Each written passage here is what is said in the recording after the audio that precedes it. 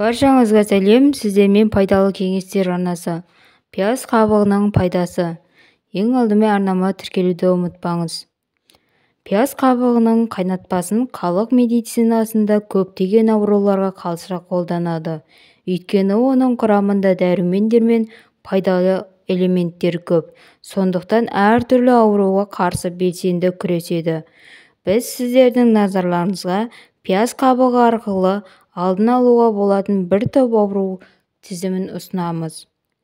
Бірінші, тамағыңыз жиі ауырса, яғни пияз қабығының үстіне қайнаған су құйып, сүзгіден өткізіп тамағыңызды шайыңыз. Екінші, тұмауға тап болсаңыз, қайнап жатқан суға 4 ас қасық ұнтақталған пияз қабығын сеуіп, 3-5 минут ыстық буымен дем алыңыз. Үшінші, қатты жөтелсеңіз, 2 стакан суға 2 ас қасық пияз қабығын салып 15 минут қайнатыңыз және міндетті түрде сүзгіден өткізіңіз. Күніне 3 рет тамақ ішерден жарты сағат бұрын стаканын тұтыныңыз. Сондай-ақ бүйрегіңіз бен қуық қалбыршағыңыз ауырса, 3 ас қасық ұнтақталған пияз қабығын алып, үстіне 2 стакан қайнаған су құйып 30 минутқа қалдырыңыз. Қуығыңыз қатты қабынып ауырса, күніне 2 реттен 5 мг-нан 3-5 күн ішіңіз. Ал үнемі ауыратын болса, онда күніне 3 немесе 4 рет 2 ас қасықтан 10 күн үзбей тұтыныңыз.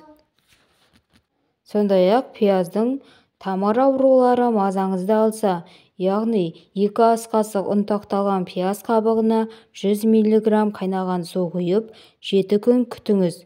Дайын болған соң жақсылап сүзгіден өткізіп, күніне 3 рет тамақтан жарты сағат бұрын 20 тамшысын ішіңіз. Сондай-ақ тағы бір тәсілі, 2 ас қасық пияз қабығына 400 мг қайнаған ыстық су құйып, 6 сағат күтіп, кейін сүзгіден өткізіп, күніне 3 рет тамақ ішерден жарты сағат бұрын стаканы 7-10 күн ішіңіз. 1 апта үзіліс жасап, емделу курсын ары қарай жалғастыруға болады. Пияздың қабығы бірталай дертке дауа екенін бәріміз білеміз. Пияздың емдік қасиетін көпшілігіміз білеміз. Суықтап ауырғанда көбірек пияз жейміз. Мұрыннан су аққанда пияздың сөлін тамызамыз. Тіпті жүрек пен бүйрек ауруларына да пияздың шипасы бары белгілі. Сондай-ақ пияз қабығында Е, В, С, Пи дәрумендері және калий, магний, темір, мырыш, күкірт элементтеріне бай болып келеді.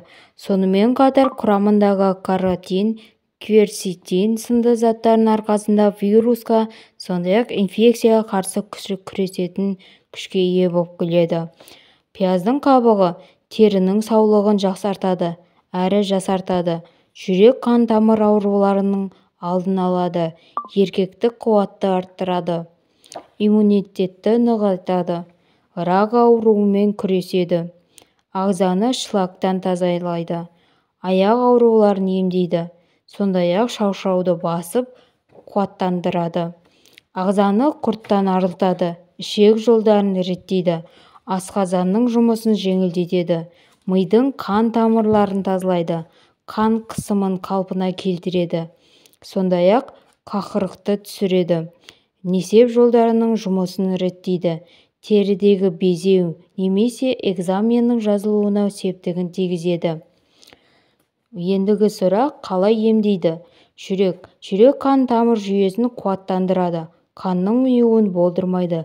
Жараның тез жазылуына септігін тигізеді. Жүрек қағысын реттейді. Сондай-ақ асқазанға да пайдасы зор. Мысалға, асқазан ас қорыту жолдарының жұмысын қалпына келтіреді. Ағзадағы шырышты шығарады. Артық сұйықтықтан арылтады және бүйрек ауруларының алдын алады. Қан айналымдарын реттейді. Варикоз, геморрой, белсіздік және остеохондроз ауруларының айықтырады. Ағзадағы артық тұзды шығарып, буынның айналасындағы ауруларды емдейді. Сондай-ақ Пияз қабығының бірнеше инфекциялармен күресетін қабілеті де жеткілікті. Суыққа, вирусқа, саңырауқұлаққа қарсы шипа зор. Сонымен қатар қайызғақ, табанның қотырын, тері ауруларын, қабыршақтануды, терінің сезімталдығы мен тегістігін емдейді. Бұлшықеттердегі ауырлықты, шаршауды, күйзелісті болдырмайды. Сондай-ақ шаштың түсуін тоқтатып, қайраттандырып, қуаттандырады әрі жылтырлығын арттырады. Ендігі мәселе қалай дайындайды деген сұрақ туындайды. Бүйректі емдеу үшін 2 ас қасық ұсақталған пияздың қабығын 2 стакан суға салып, отқа қоясыз. Бір қайнап шыққан соң қапағын жауып қойыңыз. Шамамен 30 минуттан соң тұнбаны сүзіп алып, 1 ас қасық күніне 5 реттен ішесіз. Қан қысымы жоғарылаған кезде пияз қабығынан шай демдеп ішіңіз. 1 стакан қайнаған суға 1 ас қасық ұнтақталған қабықты саласыз. 15-20 минуттан соң сүзіп алып, шай ретінде ішесіз. Бұл шай қан қысымын реттейді және сіңірдің тартылуын қойдырады, әрі ісінуді болдырмайды. Сонымен қатар бас ауруынан айығасыз, суық тигізуден сақтанасыз, тәбетіңіз артып, қан тамырларды тазалайды.